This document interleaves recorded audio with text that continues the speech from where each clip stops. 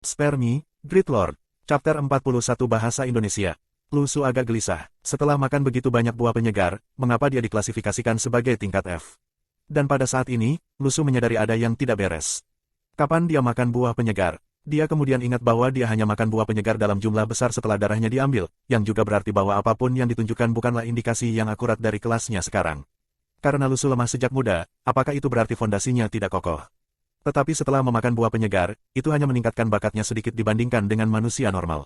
Melalui pengambilan darah, peringkat bakatnya sekarang berada di titik terendah, hanya dengan 2 orang lainnya. Setelah memikirkan ini, Lu Su menjadi tenang. Karena bakatnya yang sebenarnya tidak digambarkan secara akurat dan dia puas dengan pelatihannya sendiri, apa yang perlu dikhawatirkan? Sebenarnya, tes ini baik untuknya. Setidaknya akan ada kemungkinan lebih rendah baginya untuk diperhatikan oleh mantel hitam. Lagi pula, siapa yang tahu apa yang akan dilakukan oleh siswa kelas Daoyuan setelah pelatihan? Saat ini, sepertinya ada banyak metahuman di luar China juga. Bagaimana jika mereka dikirim ke medan perang? Atau dikirim ke negara lain untuk misi? Jika benar-benar ada perang, dia harus berkontribusi untuk membela negaranya, bukan? Namun, dia berpikir bahwa hidupnya tidak boleh berada dalam rencana dan kendali orang lain. Meskipun demikian, dia masih cukup yakin dengan mantel hitam ini. Jika itu seperti yang dia pikirkan, mantel hitam ingin mengumpulkan semua orang untuk melatih mereka dengan cepat. Lu Su masih merasa bahwa ini agak tidak masuk akal. Bagaimana jika hasil pelatihan membuat siswa menjadi gila? Bagaimana mereka bisa bertanggung jawab kepada orang tua siswa? Akhirnya, mantel hitam mengumpulkan semua metahuman untuk belajar dan berlatih bersama. Melihat dokumen ini, Liu Li melihat beberapa orang di kelasnya. Ketika dia melihat Lu Su adalah seorang tier F, dia secara tidak sadar merasakan sedikit kegembiraan. Sebelumnya dia ingin membujuk Lu Su tetapi diperlakukan acuh tak acuh olehnya. Melihat tingkat Lu Su sekarang, dia hampir tidak bisa menahan tawanya. Di masa depan, dia tidak melihat Lu Su sebagai seseorang yang layak disedot lagi. Liu Li berpikir sejenak, kelas mereka memiliki klasifikasi yang terorganisir, dan kelas lain mungkin melakukan hal yang sama. Bakat tingkat B-nya mungkin salah satu yang terbaik di antara seluruh kelas Daoyuan Luo Cheng. Dan gadis yang pindah dari sekolah lain, Jiang Sui. Dia juga tingkat B, bakat siswa di kelas mereka agak tinggi. Siapa yang tahu potensi apa yang dimiliki Liki? Semua orang di sekolah mereka memandang Liki seolah-olah dia adalah pemimpin dan menyebabkan seluruh aliran peristiwa ini. Liu Li tidak menyukai ini, itulah sebabnya dia tidak bergabung dengan kelompok Liki. Sekarang dia memiliki keunggulan dalam hal bakat, jika dia berlatih sedikit lebih keras di masa depan, dia mungkin bisa menggantikan Liki sebagai pemimpin sekolah mereka. Dalam beberapa tahun terakhir, remaja telah menjadi agak egosentris, bersedia melakukan apapun untuk melampaui orang lain. Mereka akan berpikir bahwa mereka kompeten dan mampu melakukan apapun yang mereka dengar dari orang dewasa. Semua orang mengatakan bahwa koneksi adalah yang paling penting di dunia. Tetapi begitu mereka memasuki masyarakat, mereka akan menyadari bahwa koneksi tidak terbentuk hanya dengan obrolan dan percakapan sederhana. Untuk menjadi pemimpin siswa, terlebih lagi untuk pemimpin siswa metahuman. Ambisi semacam ini hanya ada pada remaja yang egosentris dan egois. Memikirkan semua ini, Liu Li memutuskan dia harus melaksanakannya. Dia berinteraksi dengan teman dekatnya dan bertanya siapa yang satu kelas dengan Liki. Segera, dia mendapatkan jawaban yang dia inginkan, Liki adalah tier F, sama seperti Lu Su. Dia juga mendengar bahwa Liki diam dan menyendiri sekarang, duduk di sudut kelasnya. Mungkin karena sulit diterima, dalam waktu sesingkat itu, dia memiliki bakat terendah. Liu Li sangat gembira setelah mendengar berita ini. Namun, pada saat berikutnya, seorang teman sekelas memberinya berita yang agak mengejutkan. Kelas di sebelahmu, kelas 3. Ada seorang gadis tingkat A. Sepertinya dia satu-satunya tingkat A di seluruh kota Luo Cheng. _2. Liu Li tercengang. Satu-satunya siswa tingkat A. Ini sudah bukan rahasia lagi. Dalam kelompok besar Liki, sudah ada orang yang memberi selamat kepada gadis ini, yang dipanggil Cao Qingqi. Lu Su tidak terkejut bahwa gadis ini adalah tier A. Menurut pendapatnya jika seseorang pantas menjadi tier A, itu pasti gadis ini. Pihak lain terbangun sejak lama dan kemampuannya pasti lebih tinggi dari kelas E. Wajar jika dia meningkat sejak saat itu. Lu Su penasaran, perubahan apa yang akan dihasilkan oleh pelatihan untuk orang-orang seperti dia yang telah membangkitkan kemampuan mereka. Apakah itu tidak akan berpengaruh, atau akankah pelatihan lebih lanjut menghasilkan kekuatan yang lebih besar? Lu Su merasa cenderung untuk percaya bahwa itu adalah yang terakhir. Pengambilan terbesar yang dirasakan Lu Su dari malam itu adalah dia berhasil masuk ke grup obrolan lain yang dibuat oleh Si Fei. Hanya dengan melihat grup, dia tergoda untuk menambahkan mereka sebagai teman. Ternyata, jumlah maksimum teman adalah 5.000. Dia masih pagi. Lu Su berbalik dan menatap Jiang Sui. Remaja ini juga tingkat B. Pada saat ini, di sampingnya ada seorang anak laki-laki, terlihat sangat gugup, memberitahunya bahwa dia telah mengiriminya permintaan pertemanan, dan menginginkan persetujuannya. Jiang Sui bahkan tidak memandangnya, dan permusuhannya yang dingin dan keras mengusir siswa lain itu. Lu Su merasa bahwa Jiang Sui ini bukan tipe orang yang dingin dan sombong. Dia masih agak hangat dan ramah sore ini. Itu mungkin karena dia keliru menjadi seorang gadis, menyebabkan dia agak tidak bahagia. Fitur wajah Jiang Sui agak tak tertandingi. Lu Su memperkirakan bahwa hanya Lu Xiaoyu yang mungkin bisa dibandingkan dengannya di masa depan. Namun, Ini bukan urusannya. Saat Lu Su hendak memikirkan hal lain, Jiang Sui tiba-tiba berbalik dan berbicara kepadanya, Guru Si Fei benar. Bahkan dengan bakat yang buruk, siapapun dapat mencapai apapun untuk dirinya sendiri dengan tekad dan ketabahan yang cukup. Lu Su berpikir sejenak, apakah ini menghiburnya? Jiang Sui pasti mengatakan ini hanya karena dia melihat bakatnya. Lu Su tersenyum, kamu benar. Apakah ini remaja yang hangat dengan ekspresi dingin? Tidak ada yang tahu seperti apa kepribadiannya. Beberapa orang mungkin tampak baik, tetapi sebenarnya adalah pelawak dan badut. Hal-hal ini tidak dapat ditentukan hanya dengan penampilan saja. Lu Su tiba-tiba memikirkan sebuah pertanyaan. Jika kelas Daoyuan ada hubungannya dengan pengambilan darah lagi, dia harus menghindarinya bagaimanapun caranya. Kalau tidak, peningkatan cepatnya dari tingkat F mungkin terlihat mencurigakan dan dia mungkin dibawa pergi untuk diselidiki. Jiang Sui tidak mengatakan apa-apa lagi. Spare me, Great Lord. Chapter 42 Bahasa Indonesia. Dengung internet tentang implementasi kelas Daoyuan sangat besar. Meskipun pekerjaan kerahasiaan yang efektif telah dilakukan dan orang-orang terikat oleh kontrak, kertas tidak akan pernah bisa menahan api. Banyak yang percaya bahwa itu menandakan sebuah awal di mana MetaHuman akan menjadi pusat perhatian dalam sejarah. Mungkinkah, keturunan kita akan menyebut ini sebagai awal dari era MetaHuman? Di masa lalu, bahkan jika MetaHuman memang ada, rasanya tidak mungkin untuk mengumpulkan mereka dan mengadakan kelas dengan mereka. Lu Su percaya bahwa di dalam kelas Daoyuan, kurangnya kepatuhan terhadap metode pelatihan sistematis jas hitam hanya akan membuat mereka memiliki kemungkinan yang lebih rendah untuk menjadi MetaHuman. Meskipun demikian, tidak semua orang dijanjikan kebangkitan. Selain itu, tidak semua orang bisa cukup dirangsang. Dari tampilan situasi ini, Mantel Hitam telah secara serius menempatkan kepentingan tinggi pada pengembangan MetaHuman seolah-olah mereka adalah sumber daya. Sunset Industry di era sekarang ini sudah mendapat pukulan dari peningkatan penggunaan internet. 5% dari toko-toko di Guangzhou terpaksa ditutup di mana munculnya internet telah membuat beberapa bisnis menjadi usang. Dan pada saat ini, MetaHuman muncul tiba-tiba dalam jumlah mendekati jutaan.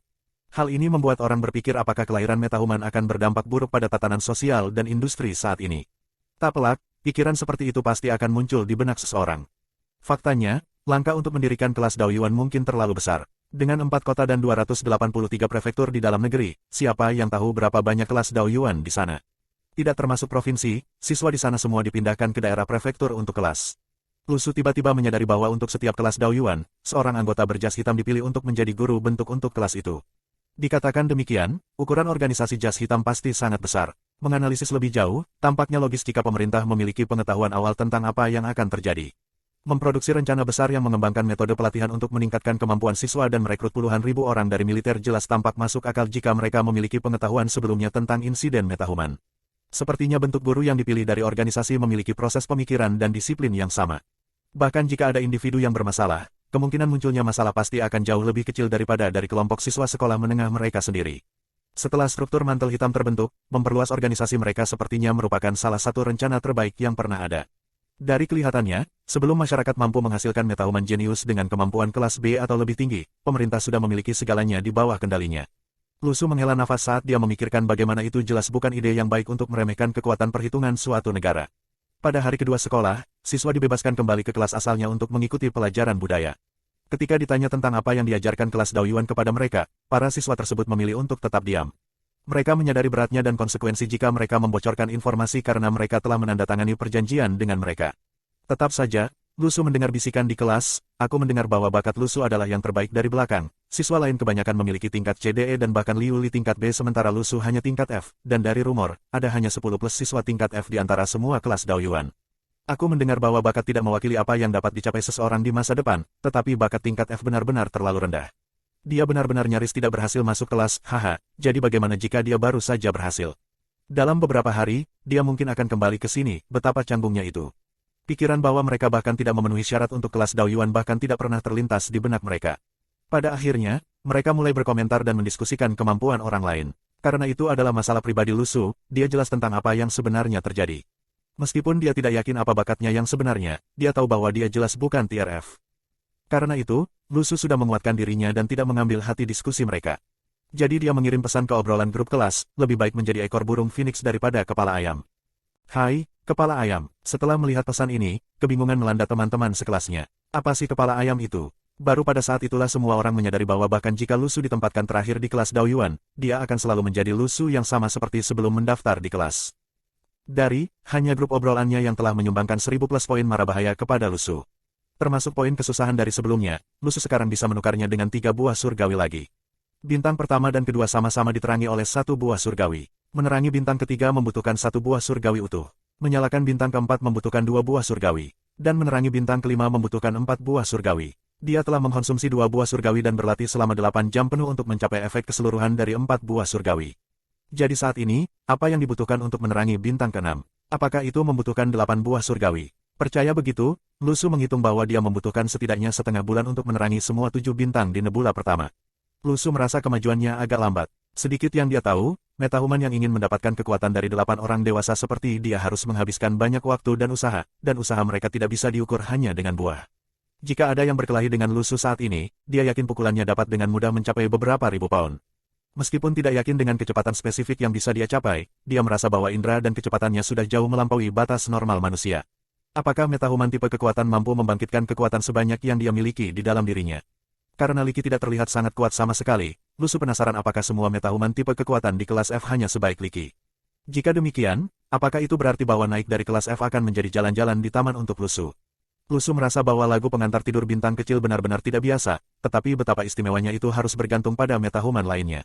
Namun, ada sesuatu yang salah. Apakah mereka tidak menandatangani kontrak kerahasiaan? Bagaimana para siswa mengetahui tentang bakatnya? Seseorang pasti telah mengadu, tapi tentu saja, kontrak belaka tidak akan bisa menjaga kerahasiaan aktivitas kelas Daoyuan. Itu bijaksana bahwa mantel hitam tidak mengajari mereka cara mengaktifkan kemampuan mereka atau informasi ini sudah bocor ke jalan sekarang. Jika isu menjaga kerahasiaan kegiatan kelas tidak dikelola dengan baik, bukankah akan terus menyebar? Para siswa masih dalam perdebatan sengit, Liu Li adalah tingkat B, kekuatannya di masa depan bisa jadi tidak terbatas. Tolong perhatikan kami di masa depan. Li Qingyu juga tidak buruk, menjadi kelas C, dia dianggap di atas rata-rata, jawab Liu Li dengan rendah hati meskipun dia diam-diam bahagia di dalam. Saat dia berbalik untuk menghibur Lingqi jangan berkecil hati, guru bentuk telah mengatakan bahwa mengembangkan kemampuan kamu tidak bergantung pada bakat kamu untuk kemampuan. Bertekunlah dan itu akan segera menjadi waktu kamu untuk bersinar. Emas yang berharga tidak akan pernah bisa dikubur kemanapun ia pergi. Duduk jauh di suatu tempat, Lu Su mendengar komentar munafik itu. Jika Liu Li tidak terlalu memikirkan bakatnya, mengapa dia sangat menghargai miliknya? Haha, setidaknya kalian bertiga memiliki bakat yang lebih baik dibandingkan dengan Lu Su. Mendengar komentar itu, sekelompok siswa tertawa terbahak-bahak. Bagaimana bullying di sekolah terjadi? Itu mungkin karena isolasi individu oleh kelompok. Melepaskan iblis batinia dari hati mereka, para pemuda tidak ragu untuk mengolok-olok orang lain. Lu Su, bagaimanapun, merasa bahwa bakatnya bisa menjadi tingkat A. Pada saat itu, Si Fei tiba-tiba muncul di ambang pintu kelas. Siswa Li Qingyu, silakan keluar. Spare me, Great Lord. Chapter 43 Bahasa Indonesia. Tidak ada yang tahu kapan guru kelas F9, Si Fei, muncul dan mengapa dia mencari Li Qingyu. Bingung, Li Qingyu berjalan keluar. Ketika dia kembali 10 menit kemudian, matanya bengkak dan merah. Para siswa semua merasa ada yang aneh dan mendekatinya namun kaget. Rupanya, dia telah melanggar peraturan kerahasiaan kelas Daoyuan dan dikeluarkan. Si Fei datang untuk memberitahunya bahwa dia tidak lagi harus menghadiri kelas Daoyuan dan bahkan menyita tiket kelas malamnya. Untuk seorang siswa sekolah menengah yang ingin bangun, ini adalah mimpi buruk. Lu Su bertanya-tanya apakah Li Qingyu adalah orang yang membocorkan tentang bakatnya. Kelas awalnya dipenuhi dengan obrolan dan tawa tetapi setelah menyaksikan seorang siswa dengan bakat tingkat C dikeluarkan begitu saja, kelas dipenuhi dengan ketakutan dan kecemasan. Sama seperti formulir kerahasiaan lainnya, tidak ada yang menganggapnya serius. Li Qingyu juga merasa bahwa ketika Si Fei meminta semua orang untuk menandatangani peraturan kerahasiaan, rasanya tidak seformal itu. Selain itu, remaja umumnya memiliki lidah yang longgar dan dengan santai akan berbicara tentang apa yang terjadi di kelas Daoyuan ke seluruh kelas mereka. Dia juga tidak pernah menyangka konsekuensinya akan seserius pengusiran. Apa yang bisa dia lakukan? Dia sudah sangat dekat untuk menjadi bagian dari dunia sihir itu tetapi telah jatuh kembali dan itu pasti terasa. Membuat frustrasi, mengenai seberapa ketat peraturannya, Lu Su tidak terkejut dan dia berpikir bahwa setidaknya hukumannya tidak akan seberat yang dihadapi pengadilan militer, kan? Tapi sulit untuk memastikannya, kebangkitan bukanlah masalah kecil dan membocorkan tentang bakat tampak agak sepele. Mungkinkah dia membocorkan tentang latihan? Lu Su meremehkan masalah ini dan membocorkan bakat mungkin bukan masalah sepele.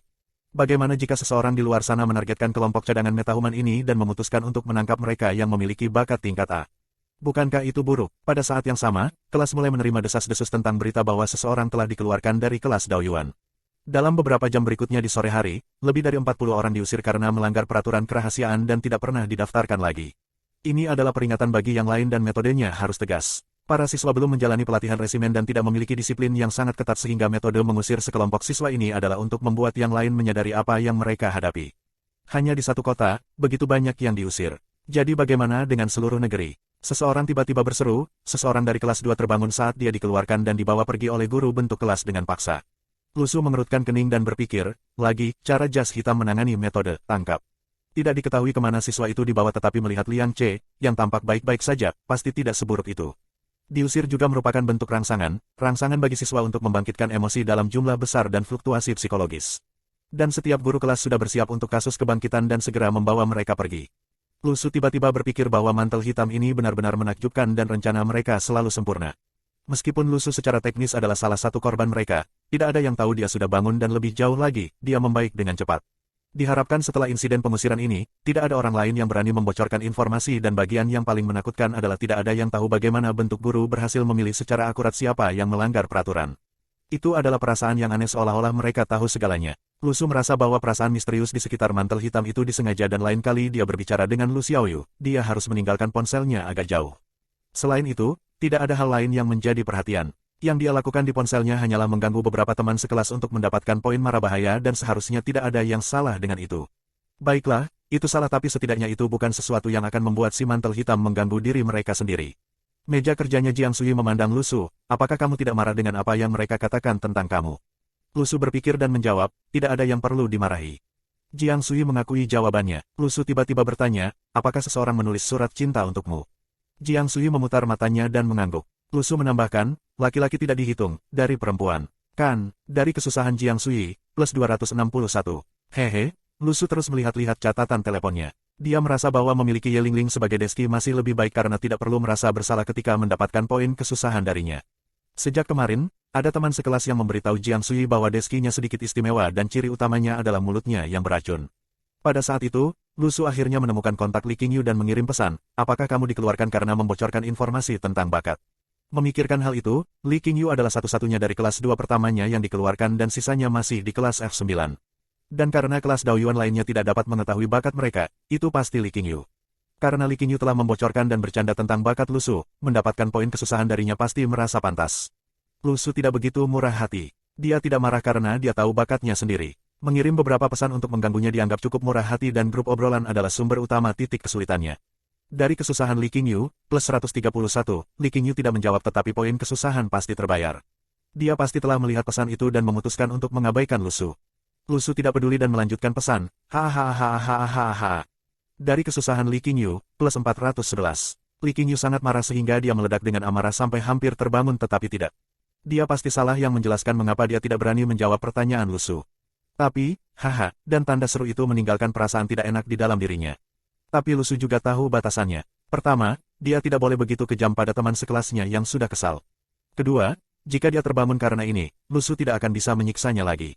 Lu Su melihat 3.800 titik mara bahaya yang dia miliki dan berpikir untuk mencoba loterel lagi nanti malam. Dia bertanya-tanya apakah sesuatu yang baru dapat dimenangkan sekarang setelah buah penyegar hilang. Spare Me, Great Lord, Chapter 44 Bahasa Indonesia. Setelah sekolah selesai, Liu Li ingin menghibur Li Qingyu dengan makanan tetapi ditolak. Siapapun yang telah melalui apa yang dilakukan Li Qingyu mungkin tidak akan memiliki selera untuk apapun. Terlalu banyak orang yang telah terpengaruh oleh situasi metahuman. Kekurangan dalam kepribadian setiap orang semakin membesar sampai sekarang dan menurut rumor, Li Qi dari sophomore kelas 7 tidak berbicara selama sehari juga.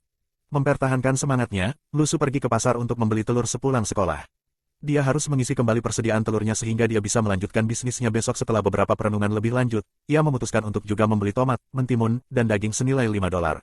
Sebenarnya, dia menanam tomat di halaman belakang rumahnya. Namun, karena saat itu musim dingin, dan rumah kaca plastik buatannya tidak profesional, tomatnya masih mentah dan tidak bisa dimakan. Lu Su merasa bahwa dia harus merapikan rumah kaca malam ini. Lagi pula, produk rumahan lebih murah. Meskipun Lu Su menyebutnya rumah kaca, itu lebih seperti susunan acak dari plastik. Dia berencana memasak telur tomat goreng dan mengaduk mentimun goreng dengan daging untuk Lu Xiaoyu malam ini. Mengingat fakta bahwa Lu Xiaoyu makan telur setiap hari, dia sering kekurangan daging dalam makanannya. Khawatir kekurangan nutrisi dalam makanannya, Lu Su sering membuat hidangan dagingnya 2-3 kali seminggu. Ketika dia masih muda, Lu Xiaoyu sering mengambil semua daging untuk dirinya sendiri.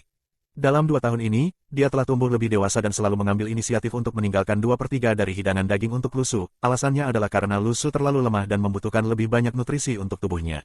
Hari-hari seperti ini sangat menyehatkan bagi mereka. Setiap kali dia mengamati Lu Xiaoyu memakan makanan yang dia masak, Lu Su akan selalu merasakan semacam perasaan puas yang aneh. Meski lemah dan sakit-sakitan seperti dirinya, Lu Su bangga bahwa dia memiliki kemampuan untuk menafkahi orang lain. Lu Su tidak terlalu berbakat di bidang memasak tetapi dia mampu mengelola dalam menghasilkan hidangan yang layak. Satu-satunya downside adalah bahwa hidangannya kurang memiliki daya tarik estetika. Favorit Lu Xiaoyu adalah telur tomat goreng yang dimasak oleh Lu Su dan dia tidak pernah menahannya setiap kali dimasak. Dengan sendoknya, dia menyendok sup dan telur ke atas nasi, mencampur mereka semua bersama-sama dan memakan semuanya seperti itu. Sekali makan, Lu Xiaoyu bisa menghabiskan 2 mangkuk nasi. Oleh karena itu, matanya berbinar ketika dia menyadari bahwa Lu Su memiliki daging dan tomat di dalam kantong plastik. Lu Su, maukah kamu membuat telur tomat goreng malam ini? Saat Lu Xiaoyu meminta yang jelas untuk mendapatkan konfirmasi yang sangat diinginkannya. Itu benar, jawab Lu Su sambil meletakkan bahan-bahan di dapur. Dalam perjalanan untuk mencuci tangannya, dia memerintahkan, pergi dan masak nasi. Gunakan nasi yang lebih mahal dari supermarket. Banyak yang mungkin tidak mengerti betapa cermatnya anak-anak miskin yang hidup. Bahkan nasi yang mereka makan ada 2 jenis, yang satu lebih murah dan yang lainnya lebih mahal, yang hanya dinikmati sesekali. Jika Lu Su mengatakan ini kepada teman-teman sekelasnya, mereka akan terkejut bukankah semua jenis beras harganya sama. Lu Su kemudian mengupas bawang putih, memecahkan 3 butir telur dan mulai mengocoknya. Setelah menempatkan bawang putih dalam minyak mendidih, aroma telah tercium dari wajan. Nasi dimasak pada waktu yang tepat saat dia selesai dengan masakannya. Setelah menyendoki nasi dan menata piring, Lu Xiaoyu mulai memakan makanannya. Setelah makan, Lu Su berteriak meminta bantuan Lu Xiaoyu di halaman. Hei, tomat kita belum matang. Pasti ada masalah dengan rumah kaca. Mereka berdua mulai mencari di sekitar rumah kaca sambil memegang ponselnya sambil menggunakan fitur senternya. Akhirnya, mereka berhasil menemukan 2 lubang di dasar rumah kaca yang memungkinkan angin dingin masuk ke dalam rumah kaca. Lu Su, ketika tomat sudah matang, maukah kamu memasak telur tomat lagi? Saat Lu Xiaoyu menatapnya dan bertanya, Aku akan, Lu Su tertawa. Permintaan darinya ini pasti akan diingat oleh Lu Su. Tapi rumah kaca buatan sendiri memiliki terlalu banyak masalah, siapa yang tahu kapan tomat akan matang. Bersarang di sofa dengan perut penuh, Lu Xiaoyu sedang menonton televisi sementara Lu Su di sampingnya mempelajari sistemnya, memindai melalui catatan untuk melihat siapa yang memiliki dendam terhadapnya. Haha, memang ada banyak. Mulai hari ini, pendapatan poin kesusahannya meningkat menjadi 3000 plus. Selain itu, masih ada kebencian terhadapnya yang terus berkontribusi pada poin kesusahannya, +1+1. Dengan demikian, pengumpulan titik mara bahaya untuk Lu Su telah mencapai hampir 4000. Berpikir pada dirinya sendiri, karena 8 buah surgawi diperlukan untuk menerangi bintang ke-6, dia tidak akan dapat maju bahkan jika dia berlatih sepanjang malam. Di sisi lain, dia sangat ingin tahu tentang hadiah lotre karena sistem telah menghapus buah penyegar dari lotre. Untuk lotre, setelah beberapa perhitungan kasar, dia hanya perlu waktu 4 hari untuk mendapatkan 8 buah surgawi yang dibutuhkan untuk menerangi bintang ke-6. Bahkan jika dia meremehkan jumlah buah, perbedaannya tidak akan terlalu banyak. Pada saat itu, godaan lotre terlalu besar. Mengklik tombol lotre, roda mulai berputar lagi. Roda lotre tampak berantakan ketika berputar dan hanya menunjukkan apa yang ditunjuknya setelah berhenti. Terima kasih telah berpartisipasi, kata-kata ini seperti pisau yang mengukir daging Lu Su. Rasanya seolah-olah hatinya digantung setiap kali dia berpartisipasi dalam lotre. Roda akhirnya berhenti dan panah menunjuk ke celah yang tiba-tiba menyala seolah-olah awan dipisahkan oleh tangan tak terlihat. Kali ini, hasilnya bukan, terima kasih telah berpartisipasi. Hahaha, sebenarnya bukan, terima kasih sudah berpartisipasi. Menatap dengan saksama, Lu Su tidak tahu bagaimana harus bereaksi terhadap hadiah itu. Setengah detak berlalu dan Lu Su menghirup napas dingin, kamu tidak bisa serius. Kamu tidak bisa serius, itu adalah sekotak tahu bau yang bahkan memiliki sepasang sumpit bambu. Mengapa terima kasih sistem mischief, bahkan menyiapkan sumpit untuk aku, kamu benar-benar yang terbaik. Lu Su ingin bertanya, mengapa dia tidak bisa menyerap kesusahannya sendiri. Mengapa? Untuk berpikir dia dulu takut dengan penampilan, terima kasih telah berpartisipasi. Lu Su merasa bahwa sistem ini kurang dalam beberapa batasan logis tetapi bahkan tahu busuk pun muncul sekarang. Apa yang bisa terjadi selanjutnya? Sayap ayam panggang. Hei sobat, kamu adalah sistem untuk metahuman, bukan sistem untuk toko pinggir jalan. Hai, Lu Su tiba-tiba memikirkannya, mungkinkah? Tahu bau itu bukan sesuatu yang biasa. Bukankah dirumorkan bahwa game, Fantasy Westward Journey, memiliki makanan yang meningkatkan statistik pemain? Meskipun Lu Su tidak mampu membeli game itu, dia telah mendengar diskusi tentangnya dari teman-teman sekelasnya. Mungkinkah tahu bau ini mengandung sifat ajaib yang serupa? Mengangkat alisnya, Lu Su berpikir bahwa jika memang demikian, apakah dia dapat menerima situasi ini? Mari kita ambil untuk mencicipinya. Hanya setelah mencicipinya barulah dia tahu yang sebenarnya. Setelah mengambil sekotak tahu bau dari sistem, dari kesusahan Lu Xiaoyu, +11. Dia melihat Lu Xiaoyu, yang berbagi sofa yang sama dengannya, menoleh ke arahnya dengan wajah tanpa ekspresi. Lu Su, apakah kamu mengotori celanamu? Seketika, wajah Lu Su menjadi gelap, pergilah. Tidak bisakah kamu berpikir jernih sekali saja, perbedaan baunya terlalu besar, oke. Namun, meski tahu bau ini memang menyengat, baunya asli. Spare me, Great Lord. Chapter 45 Bahasa Indonesia. Lu Xiaoyu berbalik dan melihat sekotak tahu bau di tangan Lu Su. Tahu bau. Bagaimana kamu mendapatkan sekotak tahu bau? Lu Su memberikannya sepasang sumpit bambu, cobalah. Menyelesaikan apa yang dia katakan, dia memasukkan sepotong ke mulutnya dan menunggu perubahan tingkat energinya. 1 menit berlalu, Lu Su hampir meludahkan tahu busuk itu ke tanah. Bahkan tidak ada satu perubahan pun, ini hanya sepiring tahu bau biasa. Lu Su mengidentifikasi bahwa itu hanya tahu bau biasa. Sistem mischief ini benar-benar membuatnya merasa ingin menangis. Lu Xiaoyu, yang duduk di samping Lu Su, sangat menikmati tahu busuk yang sebelumnya dicemooh. Dengan mulut penuh, dia berkata, "Jadi Lu Su, kemampuanmu yang terbangun adalah untuk membuat makanan muncul." Berdasarkan pandangan Lu Xiaoyu, dahulu adalah buah-buahan dan sekarang menjadi tahu bau, semuanya berhubungan dengan makanan. Metahuman lain mampu menyulap petir, api, dan tornado dengan lambaian tangan, betapa kerennya itu. Tapi bagi Lu Su, lambaian tangannya menghasilkan sekotak tahu bau. Yah, sebenarnya tidak terlalu buruk. Setidaknya untuk seorang pelahap seperti Lu Xiaoyu, itu lumayan. Meski pedas, sebenarnya cukup harum saat disantap. Lu Xiaoyu merasa bahwa dia tidak pernah memiliki tahu bau yang begitu enak dalam hidupnya. Berwarna gelap, tahu bau itu ditaburi bawang merah, peterseli dan sedikit minyak cabai di atasnya. Setelah memakannya, rasa khusus akan meledak di mulut seseorang dan mereka hampir tidak bisa berhenti memakannya. Lu Su, dengan wajah yang lebih gelap dari sebelumnya, tidak ingin berbicara. Dia kemudian mendengar Lu Xiaoyu berkata, "Lu Su, tolong seporsi krep Cina." Haha, Lu Su hampir meledak dan dia memesan makanan darinya. "Silakan makan, nikmati saja tahu baumu." Mengendalikan amarahnya, Lu Su memutuskan untuk memutar ulang lotere. Dan lagi, sekotak tahu bau lagi, mendesis. Lu Su menghirup napas dingin yang dalam lagi dan dia hampir tidak percaya bahwa dalam 3 kali dia memutar lotre. Sekotak tahu busuk diberi hadiah untuk semua 3 kali, menyimpan dirinya sendiri dalam inventaris sistem. Merasakan cubitan di hatinya, Lu Su berpikir apakah itu satu-satunya hal yang ditawarkan lotere. Ini tidak benar, ini tidak mungkin. Jika hanya ada tahu bau, bagaimana masih bisa dianggap lotere? Mungkin ketika buah penyegar telah mencapai batasnya, tahu bau telah menggantikan, terima kasih telah berpartisipasi, yang ditakuti. Dan terserah pada kemungkinan untuk melihat apa yang bisa dia tangkap dari sistem. Jika itu masalahnya, selain tahu bau, saat ini ada hadiah nyata yang harus dimenangkan yang memiliki kemungkinan yang sama untuk ditarik sebagai buah penyegar.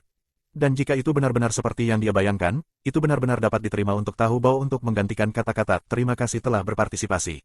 Lu Su menuangkan semua poin kesusahannya sekaligus ke lotere untuk memverifikasi pikirannya, mengantisipasi apa yang bisa dia gambar. Selanjutnya, tas inventaris Lu Su memiliki lebih dari 20 kotak tahu bau. Inventorinya masih memiliki total 29 kotak tahu bau tidak termasuk porsi yang dimakan Lu Xiaoyu. Karena itu, Lu Su tidak berhasil menggambar apapun selain tahu bau. Haha, ini permainan berakhir sekarang benar. Lu Su, penuh keputusasaan, naik ke atap dan duduk di sana sendirian selama 20 menit. Merenungkan berulang-ulang selama 20 menit itu, dia duduk di sana sambil berpikir, bagaimana perjalanan metahumannya bisa begitu sulit. Saat ini ada 2 kemungkinan skenario untuknya. Yang pertama adalah sistem mischief hanya bisa menghasilkan tahu busuk mulai sekarang dan mungkin hanya akan diubah ketika dia mencapai batasnya juga. Yang kedua adalah, seperti yang diharapkan Lu Su, memiliki stinky tofu menggantikan, terima kasih telah berpartisipasi. Masalah utama adalah kemungkinan hadiah, apa yang bisa begitu berharga sehingga bahkan 30 kali imbang saja tidak cukup untuk membuatnya muncul. Andai saja barang itu bisa seberharga itu, dan Lu Su merasa itu hanya angan-angannya saja, atau mungkinkah itu kemampuan baru. Tapi masalah lain yang dia miliki adalah apa yang bisa dia lakukan dengan semua tahu bau ini. Sudah ada 29 porsi dan terus bertambah. Dia tidak mungkin membuat Lu Xiaoyu makan tahu busuk setiap hari kan. Jauh lebih baik untuk mendapatkan uang tunai. Oh tunggu, uang tunai. Lu Su menyadari satu fakta tentang dirinya, bahwa dia sangat miskin. Meskipun bisnisnya hampir tidak dapat mencukupi kebutuhannya dan Lu Xiaoyu, masih ada biaya yang diperlukan untuk telur-telur itu, tetapi dia sangat puas dengan penghasilan hanya sekitar $1.500 per bulan. Tahu busuk, di sisi lain, berbeda. Dengan menjual satu porsi seharga $5, dia bisa mendapatkan seluruh $5 karena tidak adanya harga pokok untuk tahu. Untuk remaja semiskin Lu Su, ide kaya seperti itu mulai menggelinding di benaknya. Jika dia bisa mendapatkan 3.000 poin kesusahan sehari untuk memutar lotere, dia akan bisa mendapatkan 30 porsi tahu busuk. Setelah Lu Xiaoyu menghabiskan sebagian, dia masih memiliki 28 atau 29 porsi lagi. Dengan cara ini, dia bisa menghasilkan $100+ sehari dan dalam sebulan, dia bisa menghasilkan sekitar $300,400 dolar. Ini lebih dari 2 kali lipat dari apa yang dia hasilkan saat ini. Dianggap sebagai uang kecil bagi sebagian orang, itu adalah jumlah yang tampaknya besar bagi Lu Su dan Lu Xiaoyu. Berapa banyak lagi yang bisa dicapai dengan $300,400 dolar ekstra itu? Perlahan-lahan, dia bisa mulai membayar biaya sekolah Lu Xiaoyu. Lebih banyak daging dan susu untuk makanan Lu Xiaoyu. Berita gembira yang meningkat untuk Lu Xiaoyu. Film dengan Lu Xiaoyu, dan bahkan mengganti pakaian musim semi untuk Lu Xiaoyu bisa dilakukan. Gadis-gadis kecil pasti memiliki keinginan bawaan untuk berdandan tetapi Lu Xiaoyu cukup dewasa untuk menyembunyikan perasaan itu. Karena itu, dia tidak pernah sekalipun mengeluh tentang mengenakan pakaian usang. Namun, jelas bagi Lu Xiaoyu bahwa membeli pakaian bukanlah pembelian yang kecil. Jadi, dia hanya membatasi permintaannya pada permen Halton seharga $5 atau ubi jalar seharga $2. Pilihan lain yang layak adalah menabung dan membawa Lu Xiaoyu dalam perjalanan. Lu Xiaoyu telah menyaksikan keindahan Danau Cakayan ketika pernah diiklankan di televisi dan menjadi ketagihan. Dia tidak dapat melupakan keinginannya untuk melihatnya dengan matanya sendiri meskipun Lu Su mengatakan kepadanya bahwa banyak yang kecewa dengan Danau Cakayan ketika mereka melihatnya secara langsung. Yah, itu harus menunggu sampai kita punya uang, saat Lu Su membuat janji diam-diam di dalam hatinya. Lu Su berpikir bahwa kesenangannya harus berada di urutan kedua setelahnya. Dia memiliki kewajiban untuk dipenuhi karena dialah yang membuat gadis kecil ini meninggalkan panti asuhan. Akan terlambat jika dia mulai bersekolah pada usia 16 tahun. Teman-teman sekelasnya akan mendiskusikan tempat-tempat yang pernah mereka kunjungi sementara Lu Xiaoyu belum pernah kemana pun sebelumnya. Sangat menyedihkan hanya memikirkan adegan seperti itu. Lu Su tiba-tiba merasa bahwa hadiah tahu bau adalah berkah karena mengubah buah penyegar menjadi uang tunai agak merepotkan. Jika dia dilacak, semuanya akan berakhir baginya. Lu Su memahami konsep idiom yang menjelaskan bahwa jatuhnya orang kaya adalah karena keserakahan orang lain. Dengan Lu Su menjual tahu bau, saat ini adalah taruhan terbaiknya untuk mendapatkan uang. Memikirkan semua hal yang harus dia selesaikan, Lu Su merasakan gelombang motivasi untuk meraih titik kesulitan. Yah, untuk seorang metahuman seperti dia, metode khusus untuk mendapatkan uang ini mungkin pemikiran yang terlalu rendah hati.